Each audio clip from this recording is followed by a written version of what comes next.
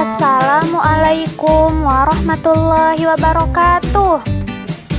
Halo adik-adik, pada hari ini kita akan belajar tentang proses atau siklus terjadinya hujan. Apa kabar semuanya?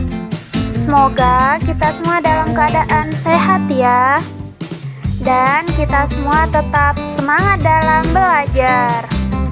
Sebelum kita membahas tentang proses terjadinya hujan, mari kita sama-sama berdoa.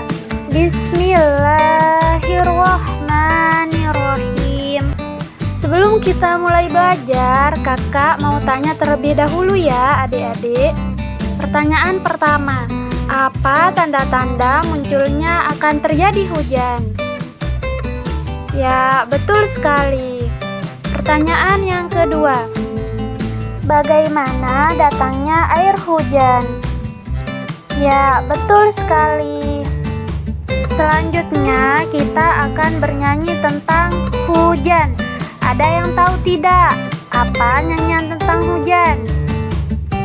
Kita akan bernyanyi yang berjudul Tik Tik Tik Bunyi Hujan. Ayo kita sama-sama bernyanyi. Tik tik tik bunyi hujan di atas genteng. Airnya turun tidak terkira. Cobalah tengok dahan dan ranting, pohon dan kebun basah semua. Nah, kakak mau tanya, adik-adik pernah nggak ya memperhatikan turunnya hujan atau mencari tahu dari mana asal turunnya air hujan? Dan setelah air hujan turun ke bumi, airnya akan kemana ya kira-kira? Yuk kita cari tahu bersama. Hujan terjadi karena adanya perubahan wujud dari benda cair menjadi benda gas berupa uap air. Lalu, uap air akan berubah menjadi awan, kemudian akan mengembun menjadi titik air, dan kemudian terjadilah hujan. Nah, untuk lebih detailnya, kalian bisa perhatikan proses terjadinya hujan berikut ini ya.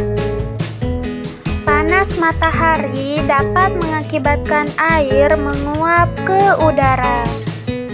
Baik itu air sungai, air laut, genangan air, serta air dari kandungan makhluk hidup lainnya. Proses ini disebut dengan evaporasi. Uap air ini akan terus naik ke atas sampai ke atmosfer yang suhunya tinggi. Karena semakin tinggi permukaan bumi, maka suhunya akan semakin rendah atau semakin dingin ya. Jadi jika uap air berada di suhu yang lebih dingin, maka akan mengalami proses kondensasi, yaitu uap air berubah wujud menjadi embun. Kemudian titik-titik embun ini kumpul dan membentuk awan.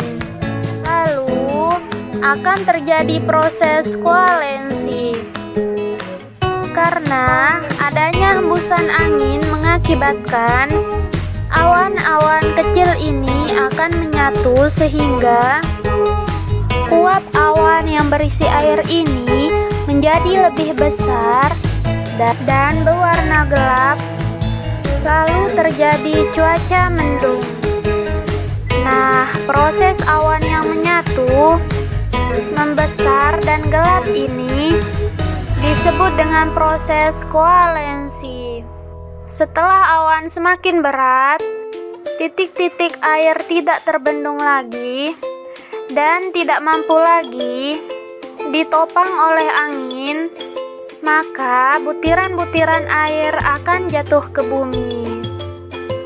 Dan terjadilah hujan. Oh iya adik-adik, kadangkala hujan berbentuk dalam serpihan salju ya. Namun meleleh saat melewati atmosfer bumi. Nah, sampai di sini kalian sudah paham tidak tentang proses atau siklus terjadinya hujan? Nah, setelah air hujan turun ke bumi, airnya akan kemana ya kira-kira?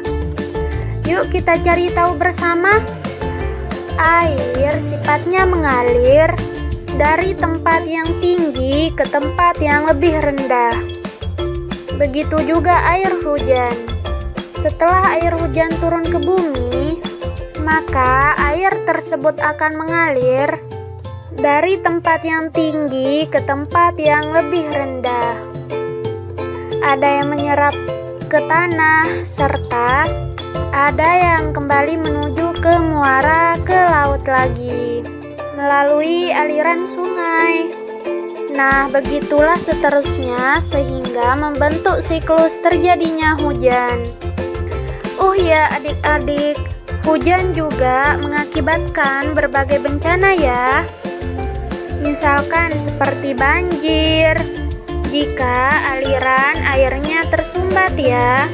Jangan biarkan siklus hujan berhenti di lingkungan kita ya adik-adik.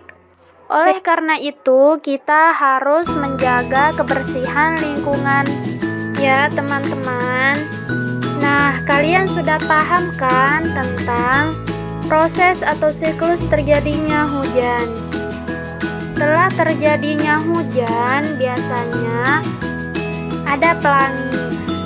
Nah, kita bernyanyi dulu ya. Ayo kita mulai. 1, 2, 3. Pelangi-pelangi, alangkah indahmu, merah kuning hijau di langit yang biru.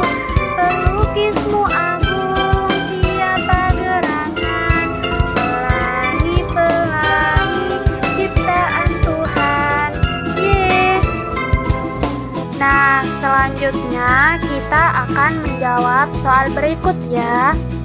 Soal yang pertama, susunlah gambar berikut ini sehingga menjadi urutan proses terjadinya hujan. Adik-adik bantu jawab ya semuanya. Urutan terjadinya hujan ada pada gambar nomor berapa yuk? Oke, betul sekali. Ada pada nomor 2. Karena pada nomor 2 ada proses air laut menguap dan menjadi awan. Lanjut ke kotak berikutnya, kita akan mengisi nomor berapa ya? Oke, betul sekali.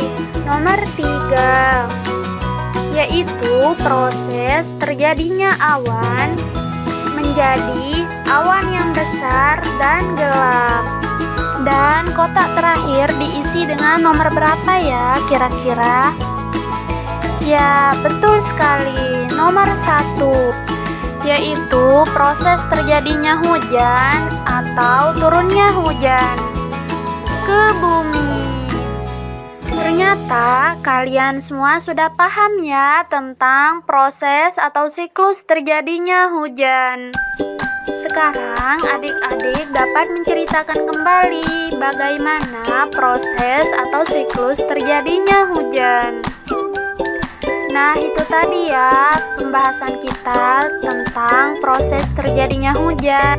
Sebelum kita berakhir, mari kita berdoa terlebih dahulu ya. Alhamdulillahirabbil alamin. Mohon maaf jika ada salah kata ya dari kakak semuanya. Dadah, sampai jumpa lagi.